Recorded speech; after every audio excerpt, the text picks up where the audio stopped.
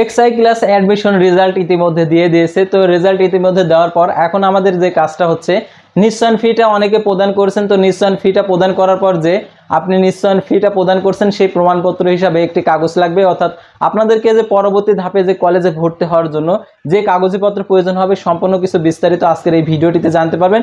সাধারণত আপনারা অনেকে আছেন যে ভর্তি হতে চাচ্ছেন, কিন্তু আপনার যে ভর্তি হওয়ার জন্য যে কাগজপত্র লাগবে সেটা আপনি জানেন না, সেগুলো আজকের এই ভিডিওটিতে জানতে পারবেন। তাই ভিডিওটি মনোযোগ সহকারে শেষ পর্যন্ত দেখতে থাকুন। আর আপনি যদি অল জব নিউজ বাংলাদেশ এই চ্যানেলের নতুন দর্শক হয়ে থাকেন তাহলে অবশ্যই আমাদের এই চ্যানেলটিকে সাবস্ক্রাইব করে রাখবেন।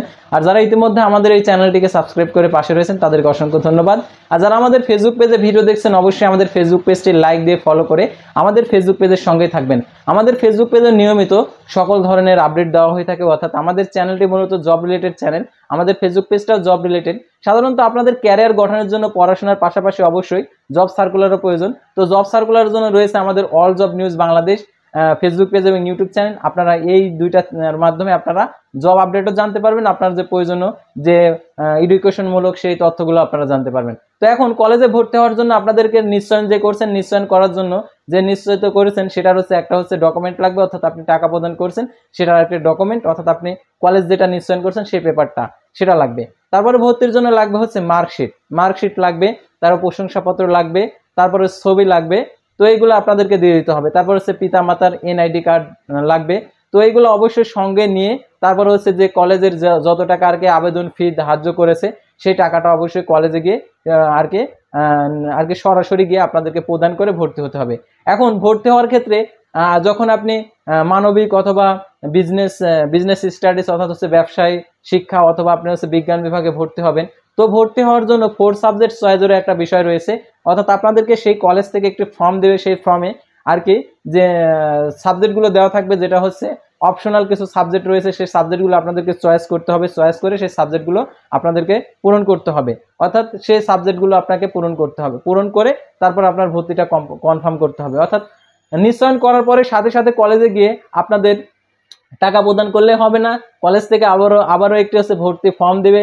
সেই ভর্তি ফর্মে উল্লেখ থাকবে আপনি কি বিষয় অর্থাৎ সাবজেক্ট রয়েছে। অর্থাৎ আপনি যদি মানবিকে ভর্তি হন আর কি আপনাকে 7টা সাবজেক্ট চয়েস করতে হবে। অর্থাৎ 7টার মধ্যে অপশনাল একটি অথবা 2টি সাবজেক্ট আর কি চয়েস দিতে হয়। তো এরকম আপনাকে বিভাগ ওয়ারি আপনাদেরকে চয়েস করতে হবে। তো এইগুলো চয়েস করে তারপরে কলেজে জমা দিবেন। তারপরে আপনি যে আর কি ভর্তি ফর্মটা যে অনুযায়ী আপনি পূরণ করেছেন সেই পূরণটা করার পরে আপনার ভর্তিটা আর কি কমপ্লিট হয়ে যাবে জমা দেওয়ার পরে। যখন আপনি ভর্তি হতে যাবেন তখন আপনি যে সাবজেক্ট সায়েন্সে গেলে পারে আপনি যখন সায়েন্স অর্থাৎ বিজ্ঞান বিভাগে যখন ভর্তি হতে যাবেন তখন 4 সাবজেক্ট যেরকম রয়েছে উচ্চতর গণিত, কেউ আবার নেয় হচ্ছে কৃষি শিক্ষা। তো অনেকেই এরকম হচ্ছে সাবজেক্টগুলোকে চয়েস করতে হয়। তো চয়েস করার ক্ষেত্রে অবশ্যই ডিসিশন নেবেন আসলে আপনি যে 4 সাবজেক্টগুলো নিচ্ছেন। অর্থাৎ এরকম অনেক সাবজেক্ট রয়েছে যেগুলো 4 সাবজেক্ট হিসাবে আর কি চয়েস দিতে হয়, একটি 2টি আর কি সাবজেক্ট এরকম হচ্ছে চয়েস দিতে হয়। সাধারণত 4 সাবজেক্ট একটি চয়েস করতে হয়, ওখানে সাবজেক্টগুলো দেওয়া থাকে 2 থেকে 3টি।